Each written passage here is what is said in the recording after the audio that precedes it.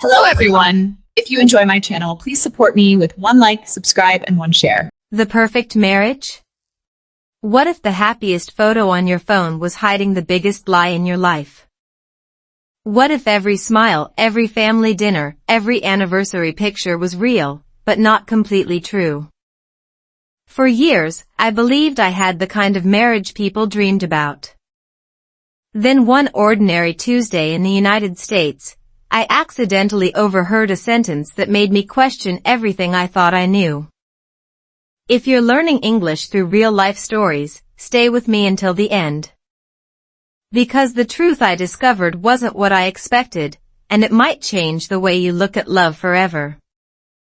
My name is Rachel, and I live with my husband and our 2 children in a quiet American neighborhood where mornings begin with birds singing, school buses stopping at familiar corners, and neighbors walking their dogs before work. Life looked comfortable from the outside. We had family dinners almost every evening. We celebrated birthdays together. We laughed while watching movies on weekends. Friends often told us, "You two are the perfect couple." Every time I heard those words, I smiled politely. I believed them too. Looking back now, I realize something important. Sometimes the people who look happiest have simply become the best actors. One thing I truly loved was learning English through everyday life. Instead of memorizing difficult grammar rules all day, I practiced while living. I listened to slow English stories while preparing breakfast.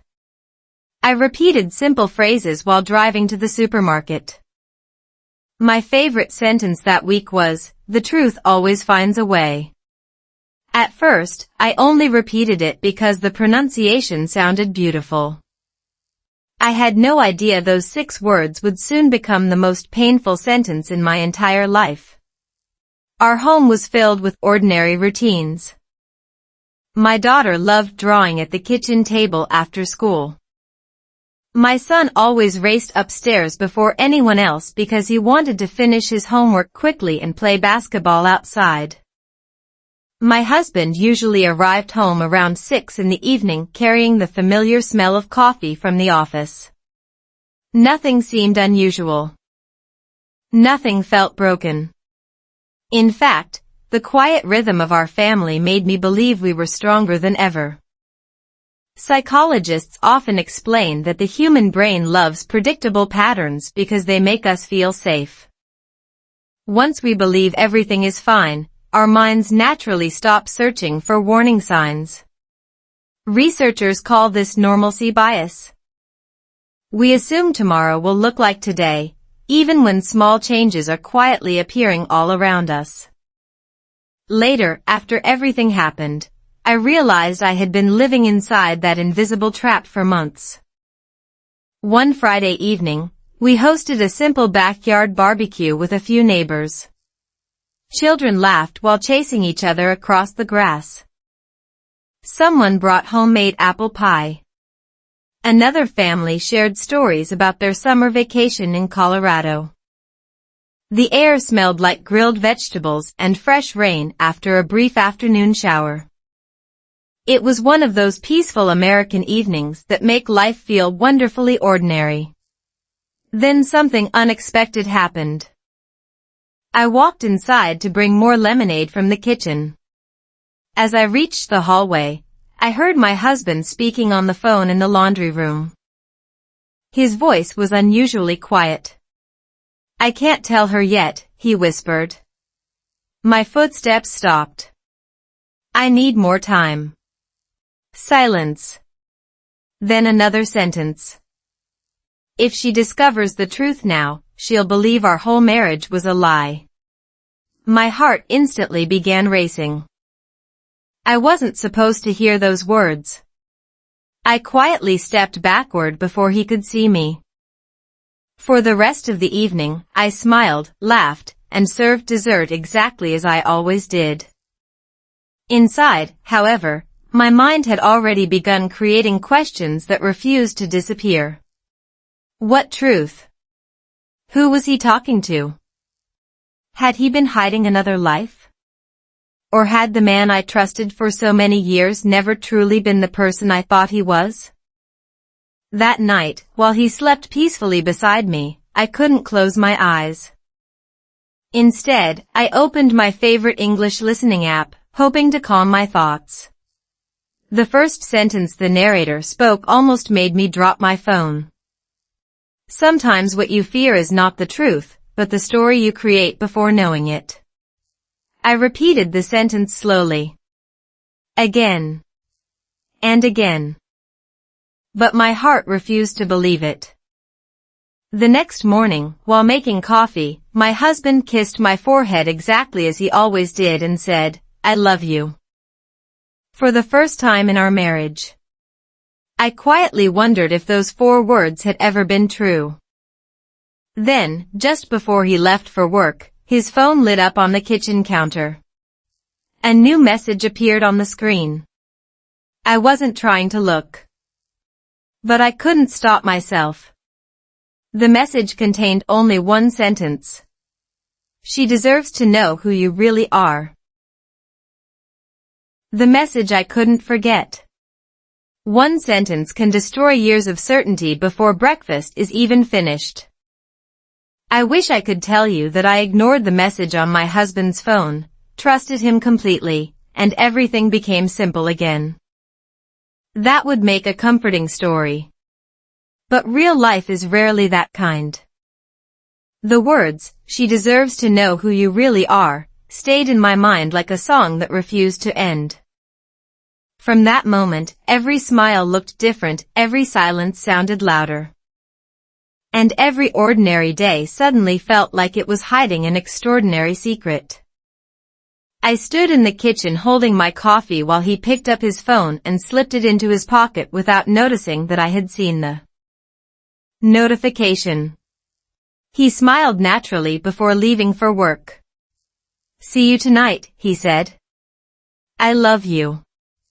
I smiled back. "So do I." The words came out automatically, but inside my heart they no longer felt as effortless as they had only 24 hours earlier. After the front door closed, the house became unusually quiet. The children had already left for school, leaving me alone with my thoughts. I turned on a slow English listening lesson while cleaning the kitchen, hoping simple sentences would help calm my racing mind. The narrator spoke slowly. "Don't assume. Ask. Don't imagine. Listen." I repeated the phrases aloud several times. Easy vocabulary. Clear pronunciation. Yet following that advice felt almost impossible. Psychologists explain something called confirmation bias. Once we begin believing a frightening possibility, our brains automatically search for evidence that supports it while ignoring everything that suggests the opposite. In relationships, this often creates misunderstandings long before anyone has spoken honestly. Looking back now, I realize my brain had quietly become a detective searching for guilt instead of truth. Over the next few days, I noticed things I had never questioned before. My husband answered one phone call outside instead of in the living room.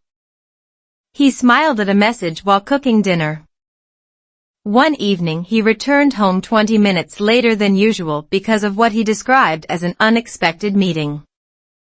None of those events were extraordinary. Thousands of people experience similar moments every day. But after reading that mysterious text message, every small detail suddenly felt suspicious. The strange part was that he also seemed more thoughtful than usual. He asked if I wanted to take a walk after dinner. He surprised me with my favorite blueberry muffins from the local bakery. He even suggested a family picnic for the coming weekend. If he truly had something terrible to hide, why was he trying so hard to spend more time with us? Nothing made sense. Saturday arrived with bright sunshine and cool summer air. We drove to one of our favorite parks where families played baseball, children flew colorful kites, and musicians performed near the lake. It looked like the perfect American weekend. While our children chased ducks across the grass, I quietly watched my husband from a distance. He wasn't looking at his phone. He wasn't acting nervous. He laughed with the children exactly as he always had. For a brief moment I wondered if I had imagined everything. Then another unexpected moment happened. A woman walked toward him. She looked about our age. Without hesitation, she smiled warmly and gave him a quick hug. My entire body froze. He looked surprised to see her. They spoke for less than a minute before she waved goodbye and continued walking. When he returned, he acted completely normal. A former coworker, he explained before I even asked. We haven't seen each other in years. I smiled politely. That's nice. But inside, another question quietly appeared. How did he know exactly what I was about to ask? That evening, after the children had gone to bed, I opened my English journal. Instead of writing new vocabulary, I wrote one simple question. Can love survive without complete honesty? Then I practiced saying it aloud several times. Not because I needed better pronunciation. Because I desperately wanted an answer. The following Monday, while organizing paperwork on my desk, I accidentally found an envelope that had slipped between two magazines. It wasn't addressed to me. It wasn't hidden. It simply hadn't been opened yet. The sender's name immediately caught my attention. It was from a family counseling center just 15 minutes from our home. My heart started beating faster. Why would my husband receive a letter from a marriage counselor without telling me? I slowly turned the envelope over. It had already been opened once and carefully sealed again. Across the back, written in blue ink, were 5 handwritten words. Don't let fear tell the story. I had no idea who wrote those words. But deep inside, I knew I was only one step away from discovering the truth that could either save my marriage or completely destroy the life I believed we had built together. The truth behind the letter. Have you ever been so close to an answer that opening one envelope felt harder than living with the questions? That was exactly where I found myself. For days, my imagination had been louder than reality. I had already pictured secret relationships, hidden families, broken promises, and countless endings to my marriage. The strange part was that none of those stories came from evidence. They came from fear. And fear has a remarkable talent. It can write an entire novel before the first real sentence of the truth is ever spoken. The envelope rested quietly on my kitchen table while afternoon sunlight stretched across the room. Our children were still at school. The house felt unusually silent, except for the soft sound of my English listening playlist playing through a small speaker. The narrator slowly repeated one sentence. Take a deep breath before you judge. I whispered it back. Once. Twice. 3 times. The simple pronunciation exercise unexpectedly became a reminder for my own life. Instead of tearing the envelope open immediately, I made myself a cup of tea and sat by the window. I wanted my heart to slow down before my eyes discovered something they could never forget. When I finally unfolded the letter, my hands were shaking. It wasn't a counseling report. It wasn't legal paperwork. It was simply an appointment reminder. Marriage wellness consultation. 2 names appeared beneath it. Mine. And my husband's. I stared at the paper in complete confusion. I had never scheduled any appointment. I had never agreed to counseling. Then my eyes noticed a handwritten note at the bottom. If you're reading this before I tell you, I'm sorry. I was trying to find the right moment.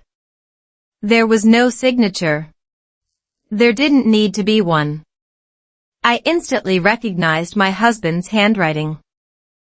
My mind became even more confused than before. If he believed our marriage needed help, why hadn't he told me?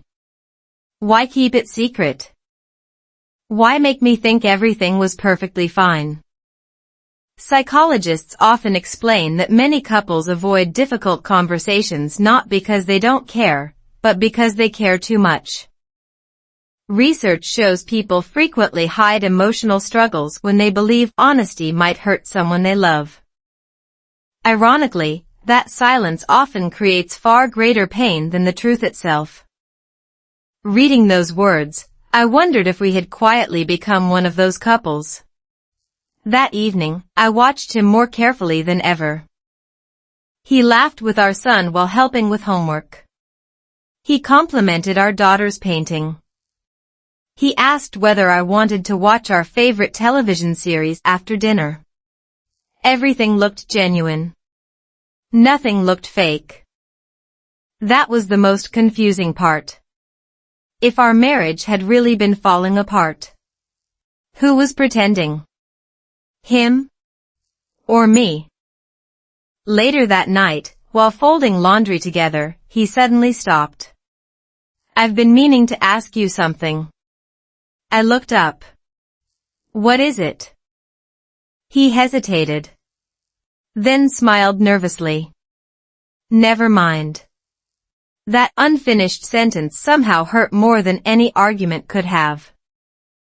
Another opportunity disappeared into silence. Another truth remained trapped behind polite smiles. The following morning, while driving to the grocery store, I practiced English by describing everything I saw around me. The sky is clear. Traffic is light today. People don't always say what they feel. The last sentence wasn't part of my lesson. It came directly from my heart. At the supermarket, something completely unexpected happened. As I reached for a carton of milk, I heard someone call my husband's name. I turned instinctively. It was the same woman who had hugged him at the park. She noticed me immediately. You must be Rachel, she said warmly. I forced a smile. Yes. I'm Emily. There was no guilt in her eyes. No nervousness. Only kindness. Before I could think of another question, she quietly added. I've been hoping he'd finally tell you. My heartbeat immediately accelerated. Tell me, what? She looked genuinely surprised. He hasn't? I slowly shook my head. Emily's expression changed instantly. Oh. For several uncomfortable seconds, neither of us spoke. Finally she sighed softly. I'm sorry. I thought you already knew. Knew what? Every question inside my head suddenly became louder than the busy supermarket around us. Before I could ask another word, her phone rang. She glanced at the screen. I really have to go. Then she gently touched my arm. When he tells you everything. She smiled sadly. I think you'll understand why he waited. She walked away before I could stop her. I stood frozen beside the refrigerator aisle, holding a carton of milk I no longer remembered picking up. That evening my husband came home carrying fresh flowers. Not because it was our anniversary. Not because it was my birthday. These are for you, he said. His smile looked sincere. Almost hopeful. As I placed the flowers into a vase, something small slipped from between the stems onto the kitchen floor. It was a folded receipt. Not from a flower shop. From the same family counseling center. Across the top, one handwritten sentence instantly made my heart stop. Session 5. Preparing Rachel for the truth. The conversation I feared. The most dangerous lies are not always the ones someone tells you. Sometimes they are the stories your own mind creates while waiting for the truth. By the time I held the counseling receipt in my hands, I had already imagined betrayal, another woman, hidden debts, even a second family. Every possibility hurt. Yet deep inside, one question frightened me more than all the others. What if my husband wasn't hiding another life? What if he had been hiding his pain from me because he believed I would never understand? I wasn't ready for the answer, but the answer was already walking toward me. I stood alone in the kitchen staring at the receipt while the flowers rested quietly on the counter beside me. They looked beautiful, but I couldn't stop wondering if they were a gift of love or a gift of guilt. My husband walked upstairs to change after work, completely unaware that a small piece of paper had fallen from the bouquet and changed everything. For several minutes, I simply listened. The washing machine hummed softly. The clock above the refrigerator ticked steadily. Outside, children laughed as they rode bicycles through our quiet American neighborhood. Life sounded perfectly normal. My heart did not. That evening, I couldn't pretend anymore. After our children went to bed, I invited my husband to sit with me on the back porch. The summer air was cool, and distant porch lights stretched across the neighborhood. It reminded me of all the peaceful evenings we had shared there before life suddenly became filled with questions. I found something today, I said calmly. He looked at me. The counseling receipt. His face changed instantly. Not with anger. Not with panic. With sadness. He slowly lowered his eyes. I was hoping you'd hear it from me. I placed the receipt gently on the table between us. Then tell me now. For a long moment, neither of us spoke. Finally he took a slow breath. I never cheated on you. Those were the first words out of his mouth. I hadn't even asked that question. Yet hearing the answer somehow made my eyes fill with tears. I know that's what you probably think, he continued quietly. I would understand if you did. I searched his face. There was fear. There was exhaustion. But there was no defensiveness. Psychologists often explain that couples under prolonged emotional stress frequently begin protecting each other through silence. They believe hiding worries is an act of love. Research shows the opposite often happens. When communication disappears, uncertainty rushes in to fill the empty space. And uncertainty almost always invents a story more frightening than reality. I didn't understand what was happening to us, he admitted.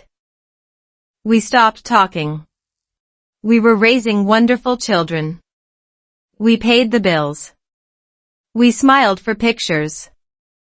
But every real conversation became shorter. His voice almost disappeared. I felt like I was slowly losing you. Even though we lived in the same house. Every sentence landed softly, but each one felt heavier than the last. I whispered, "Why didn't you tell me?" He smiled sadly. Because every time I wanted to, you looked happy. I blinked in surprise. Happy? You were always taking care of everyone else. The kids. Your work. Our home. You kept saying you were fine. I believed you. His words made me remember something uncomfortable. How many times had I answered, "I'm okay," when I actually felt overwhelmed? How many evenings had I chosen my phone instead of conversation? How many times had we mistaken routine for connection? The next morning, while preparing breakfast, I played another slow English lesson. The speaker repeated a simple sentence. Honesty begins with one conversation. I said it aloud several times. The pronunciation was easy. Living it was much harder. That afternoon, my husband asked if we could go somewhere together. Just the two of us. Without the children. Without distractions. We drove to a quiet lake just outside the city, a place where we had often walked during our first years of marriage. The water reflected the afternoon sky so perfectly that everything looked peaceful enough to erase every difficult conversation. He reached into his jacket pocket. I should have shown you this months ago. He handed me a small notebook. Inside were handwritten pages. Not love letters. Not financial records. Not secret messages. Every page was filled with memories. The day our daughter was born. The first camping trip with our son. Funny mistakes we made while cooking together. Simple English phrases we had practiced as a family. And at the end of nearly every page, the same sentence appeared. I hope we find each other again. My tears finally fell freely. The notebook wasn't evidence of another life. It was evidence that he had been quietly trying to save the one we already had. Just as I closed the notebook, a folded document slipped from between the final pages. Unlike everything else, this paper wasn't handwritten. It was an official medical report. Across the top, in bold letters, I read the name of a neurological specialist. Then my eyes moved to the first line. Patient requested this diagnosis remain confidential until family is emotionally prepared. I slowly looked up at my husband. He wasn't crying. He simply whispered 4 words that instantly changed every question I had been asking. This is the real truth. The truth was never another woman. The moment I saw the words neurological specialist, every terrifying story I had invented collapsed in seconds. I had spent weeks preparing myself to discover another woman, another family, or another betrayal. I never imagined the real secret was something my husband had been carrying alone because he believed he was protecting us. Sometimes the greatest lie inside a marriage isn't infidelity. Sometimes it's 2 people pretending they are strong enough to suffer in silence. And that was exactly the lie we had both been living. My hands trembled as I continued reading the medical report.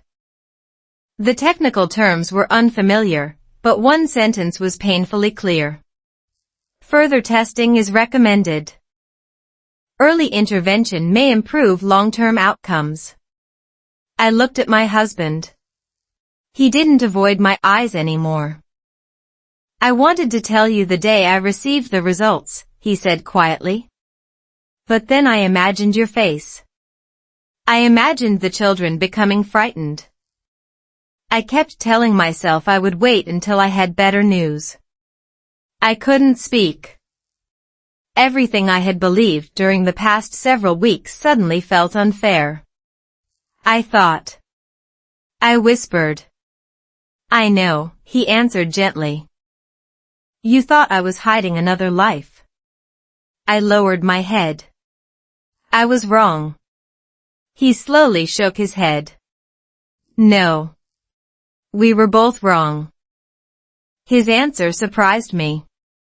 I hid the truth. You stopped asking questions. We slowly became strangers who loved each other. Psychologists often explain that emotional avoidance becomes a habit when people believe silence protects the people they love. Studies have found that couples facing health challenges often experience greater anxiety when they avoid honest conversations. Fear Fear grows inside unanswered questions, while trust grows inside shared vulnerability.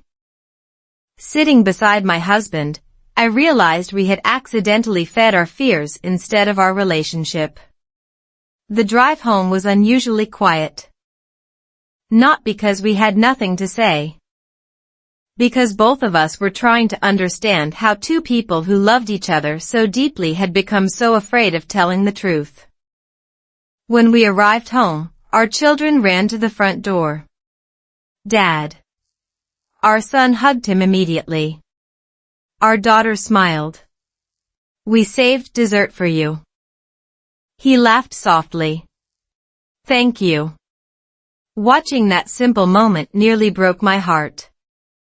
He had been carrying frightening medical news while still helping with homework, making pancakes on Saturday mornings, cheering at basketball games, and pretending everything was perfectly normal.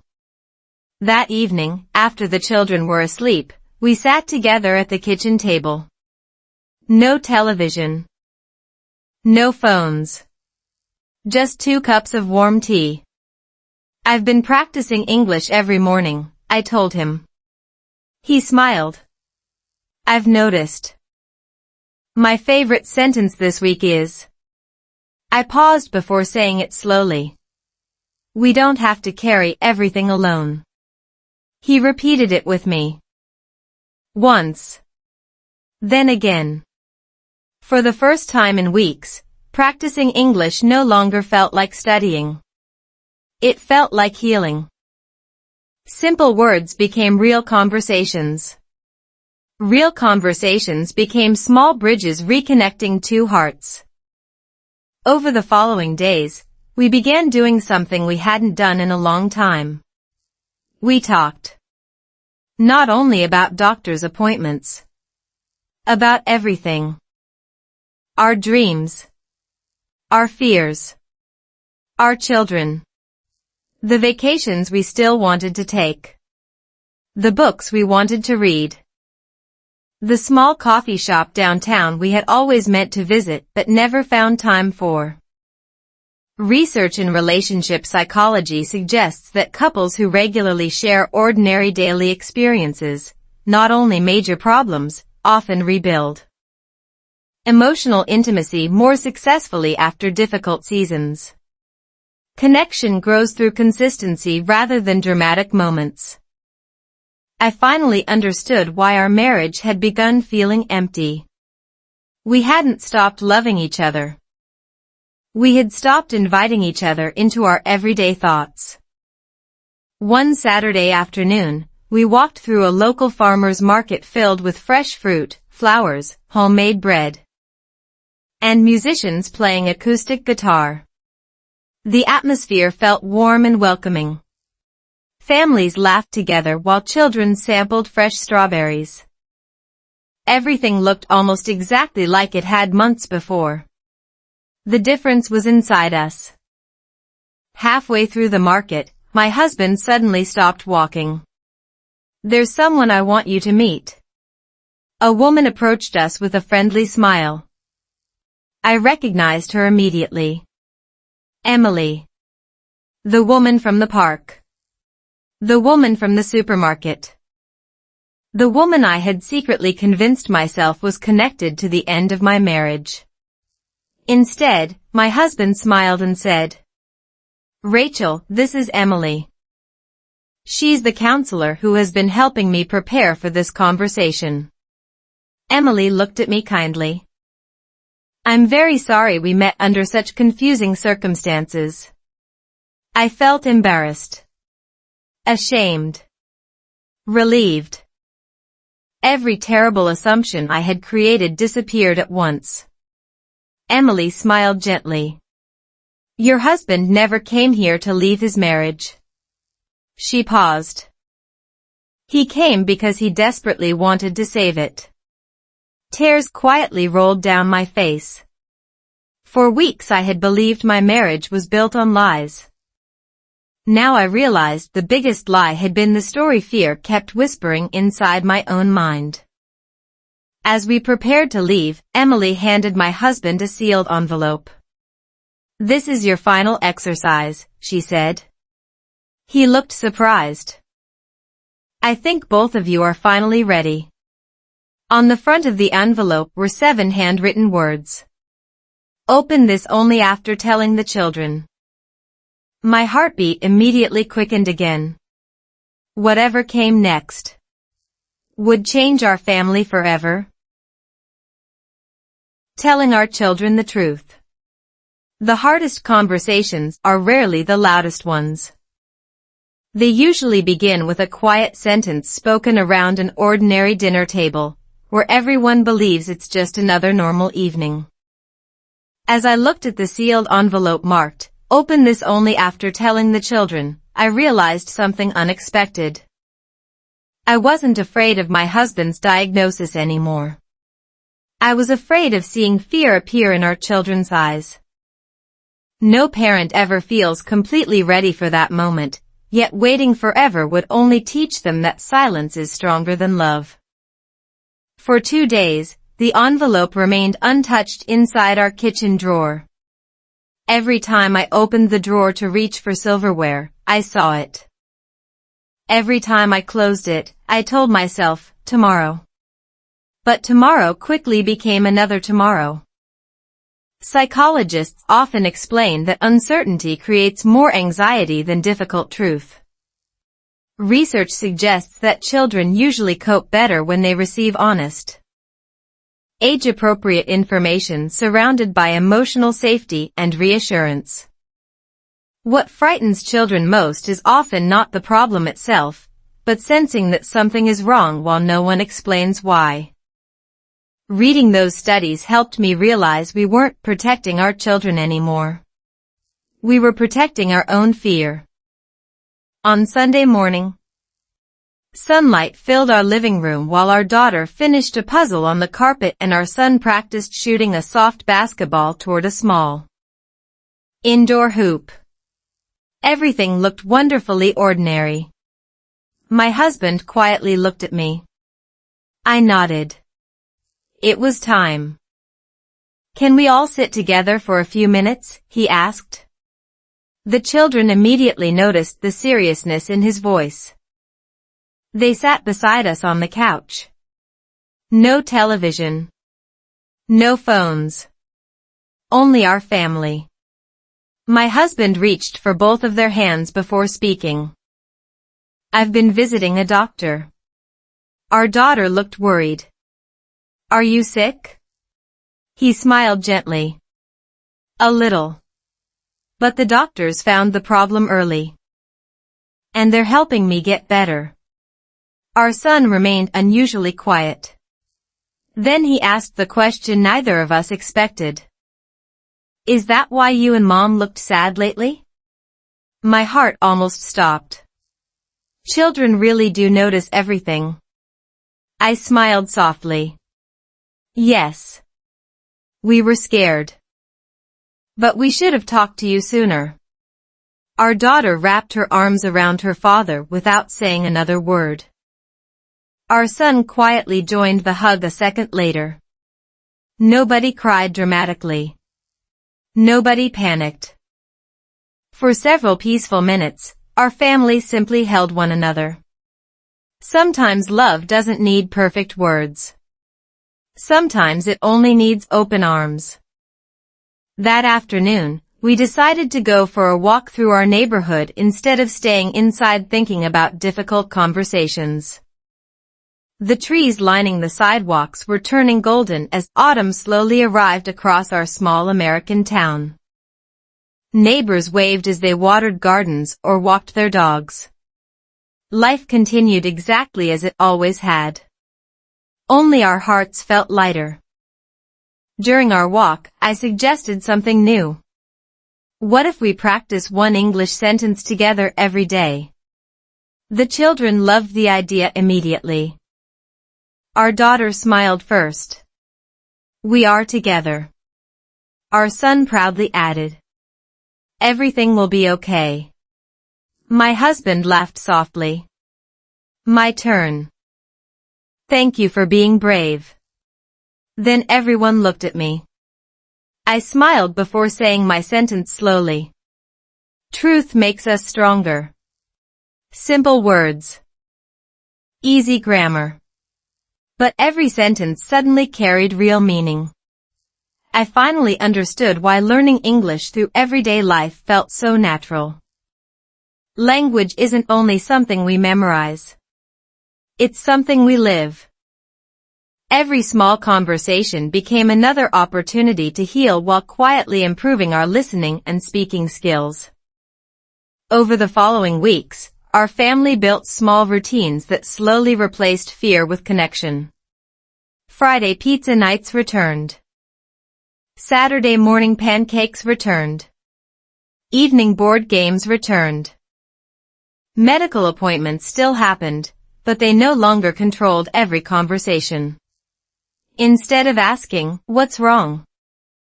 we started asking, "What made you smile today?" Relationship researchers often emphasize that resilient families intentionally create positive moments even during stressful seasons.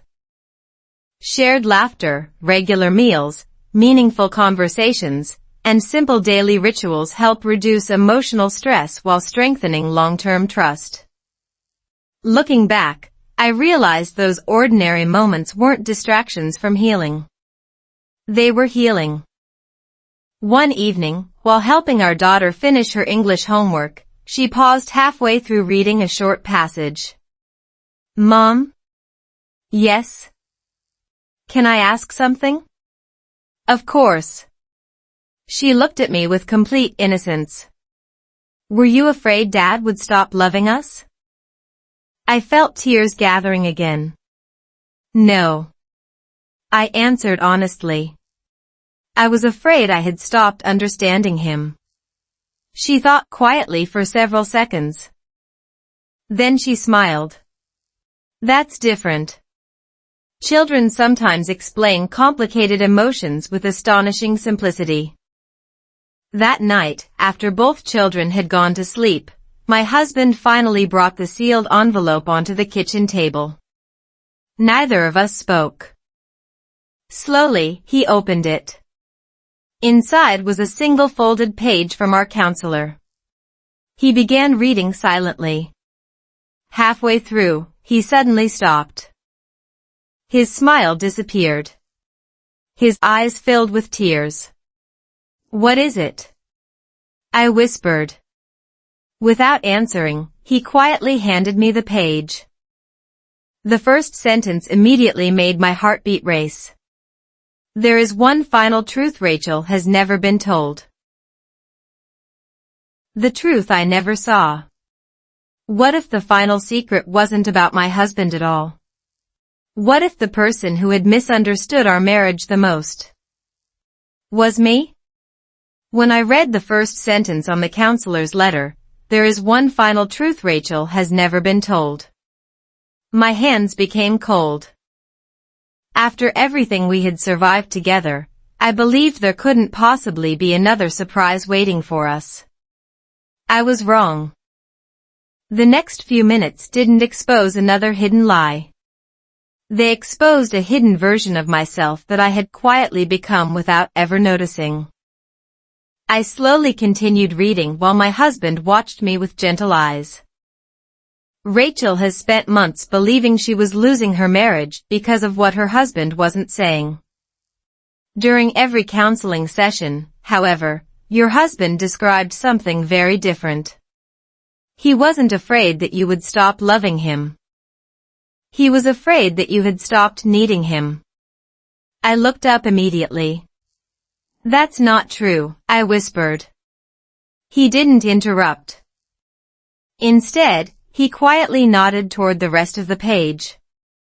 He repeatedly described Rachel as a wonderful mother, a caring wife, and an incredibly responsible person. But he also said she carried every burden alone. Every time he offered help, she smiled and answered, "I'm fine." Over time, he stopped asking because he believed she no longer wanted to let him into her emotional world. The words struck me harder than any accusation ever could. My mind immediately replayed dozens of ordinary moments. I'm fine. I'll do it. Don't worry. I've got everything. I had spoken those sentences hundreds of times. Not because they were true. Because I believed being a good wife meant never becoming someone else's burden. Psychologists often explain that emotional independence can slowly become emotional isolation when people stop allowing themselves to receive support. Research suggests that healthy marriages depend not only on giving help but also on accepting it. Allowing another person to care for us strengthens trust because it creates mutual vulnerability instead of one-sided responsibility. Reading those words, I realized I hadn't been protecting my husband from stress. I had accidentally locked him outside the very relationship he wanted to protect. The following Saturday morning, we decided to drive into the mountains for a short family hike. The autumn colors across the American landscape were breathtaking. Golden leaves covered the trails while cool air carried the scent of pine trees. Families laughed together, children searched for colorful rocks, and photographers stopped every few minutes to capture the changing season. Our children walked several steps ahead of us. For the first time in months, neither my husband nor I felt the need to fill every silence. Peace finally felt comfortable again. Halfway along the trail, I stopped walking. I owe you an apology. He looked surprised. For what? For making strength look like distance. He gently smiled. I know why you did it. I thought I was helping our family. You were. He squeezed my hand. But you don't have to carry every storm by yourself. Those words stayed with me long after our hike ended. That evening, while preparing dinner together, I turned on another slow English lesson in the kitchen. The speaker repeated one sentence several times. It's okay to ask for help. Our daughter repeated it first. Then our son. Then my husband. Finally, I smiled and said it myself. Not as an English exercise. As a promise. Little by little, simple English phrases became part of our family's daily conversations. How are you really feeling? Can I help you? Thank you for telling me. The vocabulary remained simple. The emotional meaning grew deeper every day. Researchers studying family communication often find that small daily conversations create stronger long-term relationships than occasional dramatic discussions. 5 honest minutes each day often matter more than one perfect conversation every few months. Looking back, I understood why our marriage had begun feeling empty. We had been sharing schedules instead of feelings. Several weeks later, my husband's follow-up appointment brought encouraging news. His treatment was working well. The doctor smiled as he reviewed the latest test results. Your recovery is moving in the right direction. Relief quietly filled the room. As we prepared to leave, the doctor unexpectedly handed my husband a sealed folder. I think you're ready to read this together. My husband looked confused. I didn't request any new report. The doctor smiled gently. No. You requested it 6 months ago. Neither of us understood. When we reached the parking lot, curiosity became stronger than patience. We opened the folder together inside the car. It wasn't another medical report. It wasn't another counseling document. Inside was a handwritten letter. Not from my husband. Not from the counselor. It had been written by our daughter during a family support activity at school months earlier. Across the top, in careful handwriting, she had written one heartbreaking sentence. I wish my parents knew they still smiled differently when they looked at each other. I felt tears fill my eyes before I could read another word. And then I noticed there was a second page underneath. One that neither of us had ever seen before. The letter that changed everything. Sometimes the smallest voice in a family tells the biggest truth. I thought the most painful words would come from a doctor, a counselor, or even my husband. Instead, they came from a child who had simply been watching us love each other from a distance. As I stared at the second page hidden beneath my daughter's letter, I suddenly understood something terrifying. Children don't need adults to explain when something is wrong. They can feel it long before we ever admit it. And what I was about to read would become the turning point of our entire marriage. I carefully unfolded the second page while my husband sat quietly beside me in the parked car outside the medical center. The afternoon sun reflected across the windshield, but neither of us noticed. The world outside kept moving while our own seemed to pause. The first sentence was written in neat pencil. Dear Mom and Dad, I know you both still love each other. My eyes immediately filled with tears. She continued. I know because you still help each other every day. Dad always makes Mom coffee when she works too much.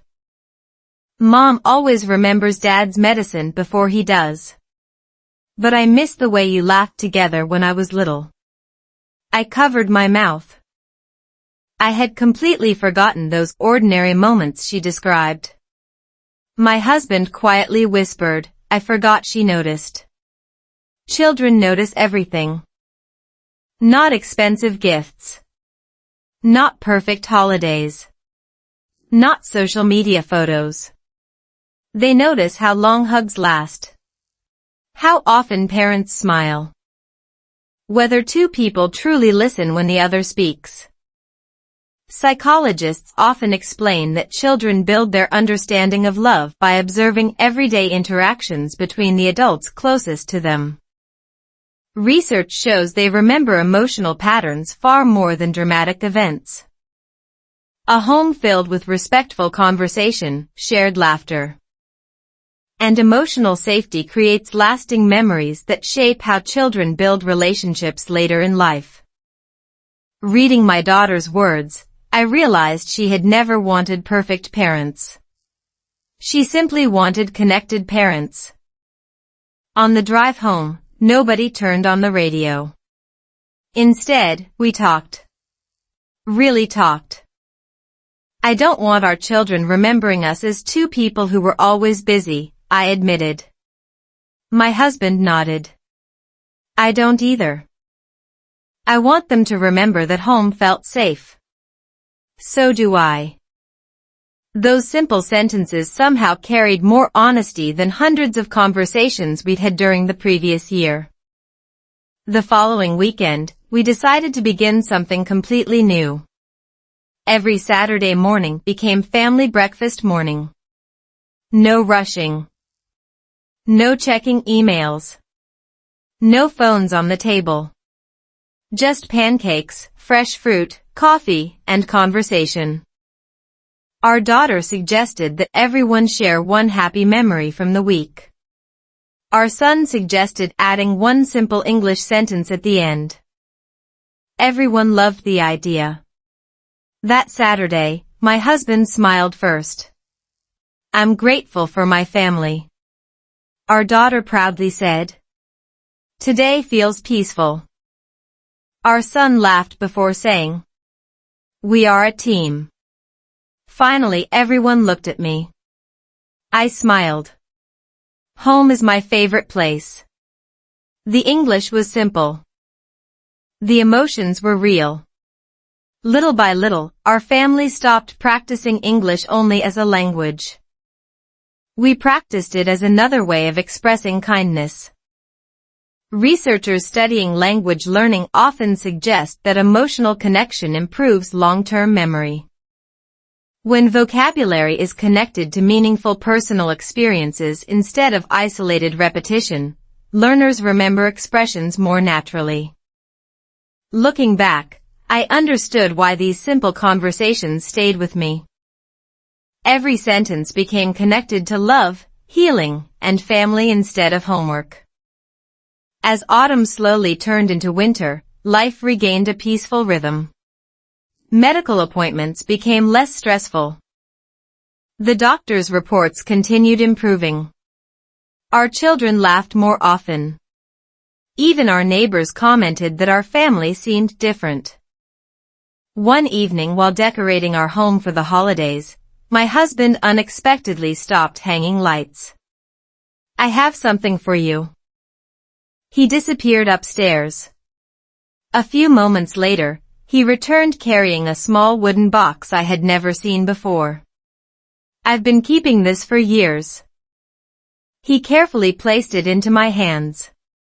Inside were ticket stubs from our first movie together, old family photographs, birthday cards, drawings from our children, even tiny notes we had written during our earliest years of marriage. At the bottom rested one folded piece of paper. Unlike everything else, it looked brand new. "I wrote this yesterday," he said quietly. "I promised myself that if we ever found each other again, I'd never wait to say what mattered." I slowly unfolded the letter. The first line made me smile through tears. "Our marriage was never a lie." I kept reading. The lie was believing we had unlimited time to say what our hearts already knew. Before I could finish the final paragraph, my phone suddenly vibrated. It was a voicemail notification from an unknown number. The message had been recorded only minutes earlier. Curious, I pressed play. A calm female voice began speaking. "Hello, Rachel. This is Emily." She paused. "I've just received one final update that both of you need to hear." Her voice became unexpectedly emotional. "It's the news your husband has been hoping for since the very beginning." The call we had prayed for. Some phone calls divide life into two chapters, everything before you answered, and everything after.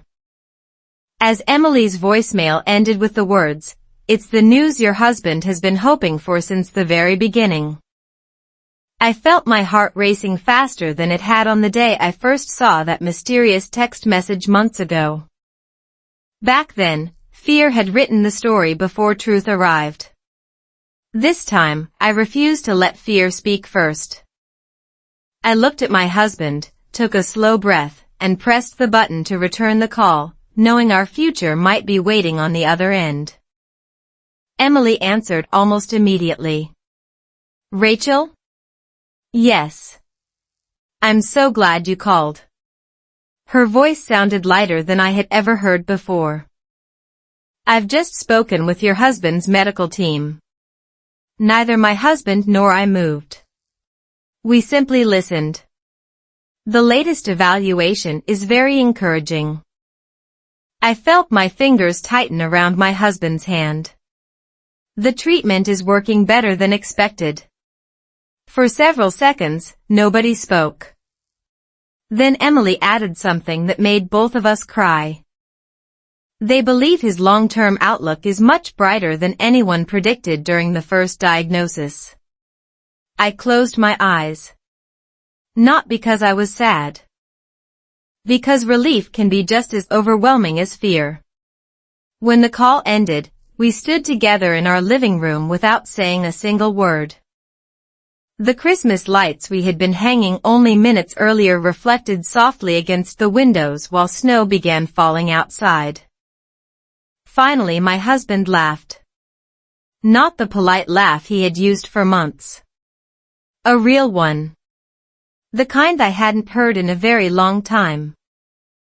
"I forgot what hope sounded like," he whispered. I smiled through my tears. I almost forgot too. That evening became one of the simplest and happiest nights our family had shared in years. We ordered pizza. Our children chose a holiday movie. Nobody talked about hospitals. Nobody talked about medical reports. We simply enjoyed being together. Researchers studying positive psychology often explain that gratitude strengthens emotional resilience. Families who intentionally celebrate small victories build stronger emotional bonds than those who wait only for perfect endings. Looking back, I realized happiness rarely arrives all at once. It usually returns quietly, one ordinary evening at a time. The next morning, while drinking coffee together before the children woke up, I opened my English notebook. Its earliest pages were filled with vocabulary words. Its newest pages looked completely different. Instead of grammar exercises, I had written short sentences connected to our journey. Fear tells stories. Truth brings peace. Love listens first. Hope grows slowly. My husband smiled as he read them. I think your English has improved. I laughed. So has my heart. He pointed to the last empty page. You should write one more. After thinking for a moment, I slowly wrote. The strongest marriages choose honesty every day. Simple grammar. Simple vocabulary. But perhaps the most important sentence I had ever learned. A few weeks later, our family returned to the same lakeside park where so much confusion had once begun. Winter had transformed everything. The trees stood quietly beneath fresh snow while children built snowmen across the open field. The same walking path where I had secretly questioned my husband's every smile now felt completely different. Perspective changes places more than time ever does. As we walked together, we unexpectedly met Emily once again. This time there were no misunderstandings. No hidden fears. Only gratitude. She smiled warmly. I almost don't recognize you too. My husband laughed. We barely recognize ourselves. Emily nodded. That's what healing often looks like. Before leaving, she handed me a small card. It isn't homework. It isn't counseling. It's simply something I hope you'll keep. Later that evening, I opened it at home. Inside was a short handwritten quote. Truth doesn't always save a relationship. People who choose truth do. I quietly placed the card inside my English notebook. It belonged there. Because language had become part of our healing. Every new word reminded me that communication isn't about perfect grammar. It's about courage. Just before bedtime, our daughter walked into the living room carrying a family photo she had drawn at school. All four of us stood smiling beneath a bright blue sky. Across the top she had written in colorful letters. My favorite place is wherever we tell the truth. I hugged her tightly. She had no idea how perfectly those words described everything we had learned. As I placed the drawing onto the refrigerator door, my husband quietly walked toward me holding another envelope. I immediately recognized the hospital logo. He smiled gently. This one arrived while we were at the park. My heartbeat quickened again. Unlike every envelope before, this one carried only a single handwritten note from the doctor across the front. Open together. This is the beginning, not the ending. The beginning of our real marriage. The greatest plot twist wasn't hidden inside a text message, a medical report, or a sealed envelope. It was hidden inside two ordinary people who finally chose honesty over fear. If you have listened to this story hoping to discover whether my marriage was really built on a lie, Here is the truth that surprised me most. The marriage was never the lie. The lie was believing that love could survive without vulnerable conversations. And the envelope I was about to open would prove that endings are sometimes only new beginnings wearing unfamiliar clothes. My husband and I sat together at our kitchen table after the children had gone to bed. The same table had witnessed our silence, our tears, our difficult conversations, and our slow return to each other. Outside, fresh snow covered the quiet neighborhood. Inside, only the warm kitchen light illuminated the envelope resting between us. This time, neither of us was afraid. We opened it together. Inside was a letter from the specialist. The medical update confirmed what Emily had shared on the phone. The treatment had exceeded expectations. The latest scans showed encouraging progress. And the doctor believed my husband could continue living an active family life with regular monitoring and healthy routines. More appointments would come. More challenges might appear someday. But the future no longer looked like a closed door. At the bottom of the letter, the doctor had added a personal note. The strongest patients rarely heal alone. Thank you for becoming a team again. I looked at my husband. For months I had searched for evidence that he was leaving me. Instead, I discovered countless quiet ways he had been trying to stay. Relationship researchers often explain that lasting marriages are not built on the absence of conflict. They are built on repair. Couples who apologize sincerely, communicate honestly, and return to difficult conversations tend to develop deeper trust over time. Looking back, I finally understood that our strongest days didn't begin when life became easy. They began when we stopped pretending everything was easy. The following spring arrived gently across our small American town. The trees turned green again. Children filled the parks. Neighbors planted colorful flowers. Our family also began new traditions. Every Sunday afternoon, we walked together without phones. Every Friday evening, we cooked dinner together instead of ordering takeout.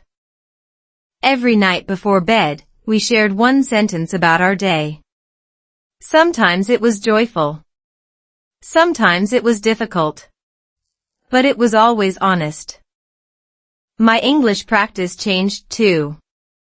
Instead of memorizing long vocabulary lists, I practiced through everyday conversations with my family. How was your day? Thank you for helping me.